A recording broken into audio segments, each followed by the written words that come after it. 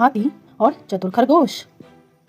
एक हरे भरे वन में नदी किनारे हाथियों का एक समूह रहता था, जिसका मुखिया चतुर्थ नामक हाथी था। वर्षों से वह समूह उस वन में सुखमय जीवन व्यतीत कर रहा था, किंतु एक समय वन अकाल की चपेट में आ गया। नदी का जल सूख गया, वन की हरियाली चली गई और हाथी भूख प्यास से मरने लगे। इस विपत्ति से निकलने की प्रार्थना लिए सभी हाथी अपने मुखिया चतुर्थ के पास गए और बोले, गजराज, इस अकाल की स्थिति में यदि हम और अधिक इस वन में रहे तो काल का ग्रास बन जाएंगे। यहाँ भूखे प्यासे रहना दुष्कर है। कृपया कर इसी अन्य स्थान पर की खोज करें जहाँ जल स्रोत और हरियाली हो। चतुर्थ विचार मगन हो गए। कुछ देर विचार करने के बाद वह बोला, यहाँ से कुछ दूरी पर एक तालाब है जो पूरे वर्ष जल से परिपूर्ण रहता है। हमें वहीं चलना चाहिए। कल प्रातः काल ही हम सब उस तालाब की ओर प्रस्थान करेंगे। अगले ही दिन सभी हाथी उस तालाब की ओर चढ़ पड़े। 5 दिन और 5 रात की यात्रा पूर्ण करके वे वहां पहुंचे। जल से पूर्ण तालाब को देखकर वे बहुत प्रसन्न हुए और 3 दिन भर वहां क्रीड़ा करते रहे। संध्या होने पर वे बाहर निकले और वन में चलने लगे।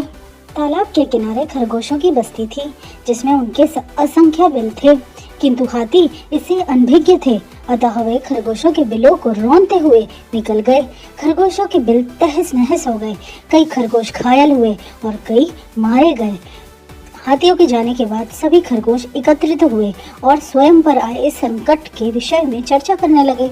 एक खरगोश बोला, हाथियों का समूह प्रतिदिन जल के लिए तालाब में आया करेगा। ऐसे में हमारा यहाँ रहना प्राण घातक होगा। वे हमारे बिलों के साथ हमें भी रौंद देंगे। हम में से कोई भी नहीं बचेगा। हमारा वंश समाप्त हो जाएगा। जीवन है तो सरस्वत है। जीवन रक्षा के लिए जो संभव हो हमें करना चाहिए।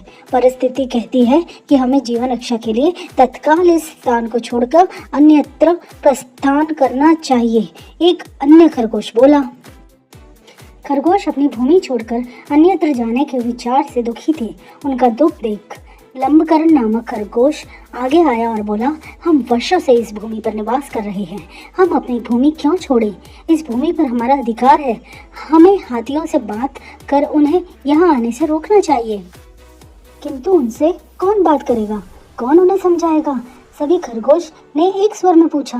मैं उनसे बात करूंगा और यहाँ आने से मना करूंगा। लंबकरण बोला, किंतु क्या वे तुम्हारी बात मानेंगे? अवश्य मानेंगे। मेरे पास एक युक्ति है। मैं उनसे कहूंगा कि यह तालाब चंद्रमा में बैठे खरगोश का है और उसने